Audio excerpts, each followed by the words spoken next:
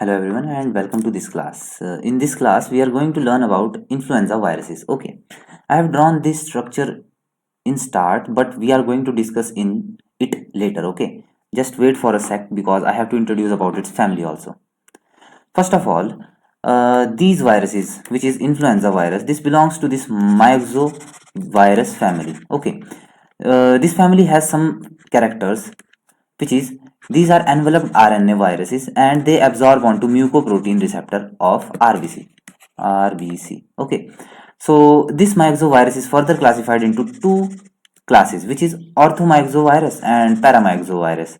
Okay, so this influenza comes under orthomyxovirus, and when we will talk about this paramyxoviridae, we will discuss about mumps virus and measles virus in it. Okay, so this is influenza virus. Okay, it exists in three form, which is sporadic, endemic, and epidemic form.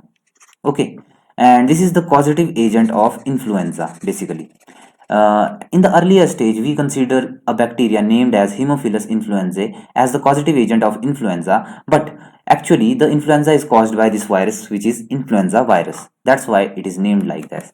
Okay, now watch here carefully. This is the structure of this influenza virus. Okay, this virus is a little special because it is, first of all, it is enveloped virus. Here it has this lipid envelope. This outer black layer is lipid enveloped, and this envelope contain two types of you can say spikes or proteins outside it. First is neuraminidase and second is hemagglutinin. Okay, this hemagglutinin is the part which attached to the mucoprotein receptor of the RBC, thus causing hemagglutination, and the neuraminidase part is like hydrolytic cleavage.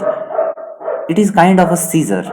So hydrolytic cleavage, which after some time will cut this RBC mucoprotein itself and releases the RBC free in the blood again. Okay, and the special part about this influenza virus is that it has segmented RNA genome. Means as you can see here, it contains 8 RNA genome segments that is separated from each other. Okay, and this contains M protein, which is membrane protein, and that's it. And plus it also contains RNA dependent RNA polymerases. Means these polymerases, when enter the host, can act on these RNAs itself and can polymerize another RNAs as its genome. Okay, so that's how it is structured. Okay, so now we will talk about its type. First of all is its influenza type A. Okay, so in type A contains all the viruses which are non-human influenza viruses. Okay, while type B and type C contains all the human influenzas.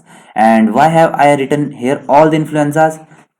Is because the influenza virus, you will think that it is just one virus, but actually it is not.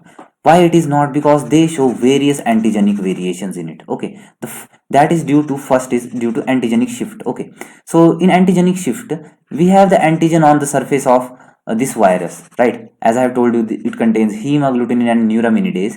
So you can say these antigens, they undergo some changes, only a minor changes, so that a new kind of antigen is formed, but which is again related to older one. Okay, let's just say this is the hemagglutinin, but here I will form this a little extra spike here, but you can see that these two are still relatable to each other, old and new. And after this comes antigenic shift.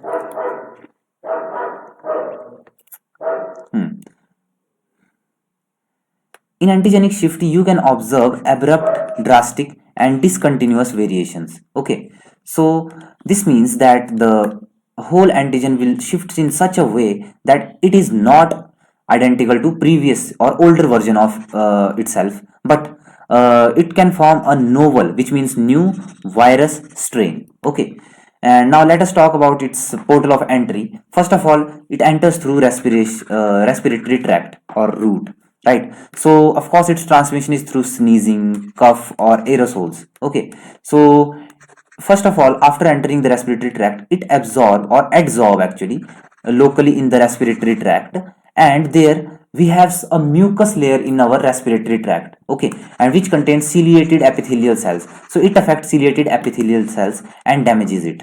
After damaging it and replicating there locally, it can spread to trachea and bronchi, where if it gets severe or multiply rapidly, it can cause influenza also. And sometimes this can move to our lower part, which is elementary to the alimentary canal, and can also cause problems like have I written it? Yeah, here.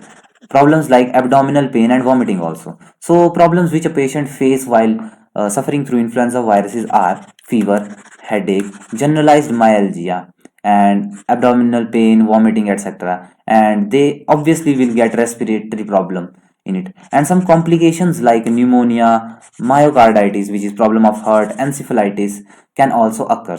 And of course it can also lead to syndrome, which is Reese syndrome, in which a person may suffer from confusion, swelling of brain, as well as liver damage also. Okay, this one is rare, but when it happens, it always happens in a severe case. That's why you should take care of yourself in every situation, whether or not you are healthy or not. Okay, that's it for this class. Thank you very much and see you soon.